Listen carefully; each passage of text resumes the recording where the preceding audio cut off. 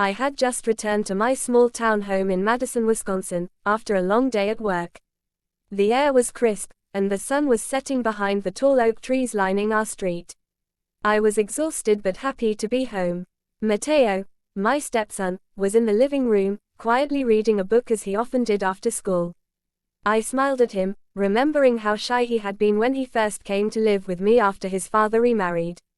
Now, he had grown into a thoughtful young man of 16, and our bond had strengthened over the years. I barely made it through dinner before yawning uncontrollably.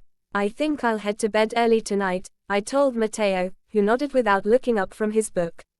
I slipped into my room and crawled into bed, feeling the weight of the day lift off my shoulders.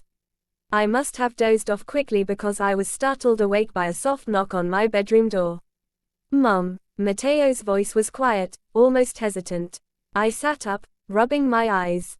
"Yes, Mateo. Is everything okay?" He took a deep breath before stepping fully into the room.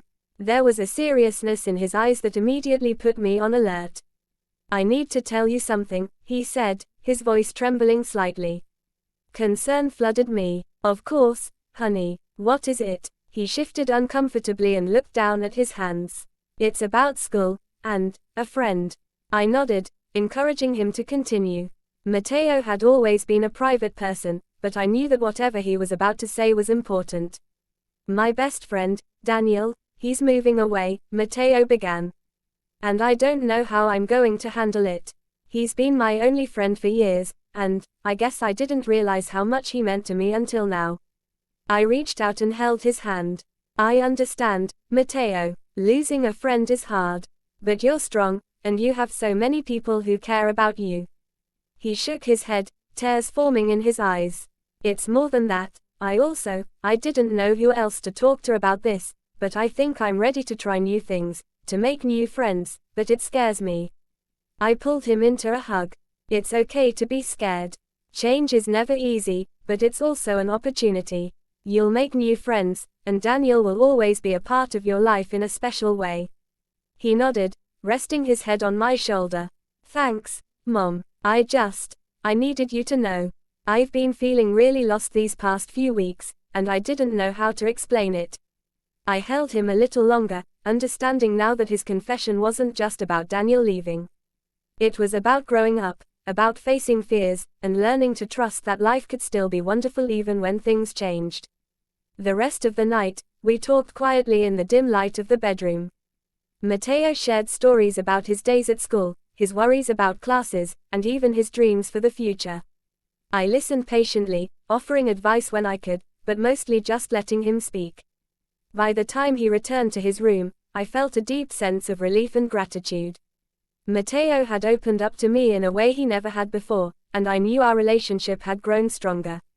The secret he shared had changed nothing about our love for each other, but it had changed everything about how we understood one another. In the weeks that followed, I noticed a remarkable difference in Mateo. He started joining school clubs, participating more in class, and even invited a few new classmates to study with him. He was still the same thoughtful, caring young man, but now he was more confident and willing to step out of his comfort zone. One evening, as we sat on the porch watching the sunset, Mateo turned to me and said, "Mom, I'm really glad I told you what I was feeling. It made everything seem less scary." I smiled, squeezing his hand. "I'm glad too, Mateo. Never forget that you can always share what's on your heart with me. That's what family is for."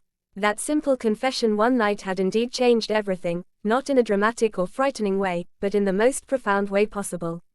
Our bond had deepened, and I had witnessed the courage it took for a young person to express his feelings honestly. It reminded me that the truest moments of connection often come in quiet, intimate conversations rather than grand gestures. From that day forward, Mateo and I continued to navigate the challenges of life together. We laughed more, shared more, and supported each other in ways that only a family could. The secret he entrusted me with became a foundation for trust and understanding, a turning point that shaped the rest of our lives in the most positive way imaginable. As I lay awake that night, reflecting on everything, I realized that sometimes, the smallest confessions hold the greatest power. Mateo's words reminded me that love, patience, and listening are the pillars that keep families strong. And in that quiet moment, I felt a profound sense of peace, knowing that no matter what life threw our way, we would face it together.